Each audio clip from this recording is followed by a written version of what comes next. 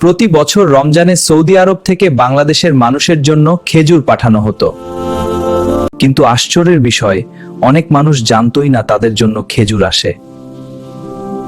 কিন্তু আশ্চর্যের বিষয়, অনেক মানুষ জানতই না তাদের জন্য খেজুর আসে। একদিন আন্দোলনের মাধ্যমে তরুণ ছেলে রাশেদ মানুষের ভোটে এমপি হলো। একদিন গুদামে গিয়ে রাশেদ খুঁজে পেল ৩৯ কার্টুন খেজুর। জনগণের এই খেজুর এখানে কেন? কেউ উত্তর দিতে পারল না। এই খেজুর মানুষের অধিকার, এটা আর লুকানো যাবে না।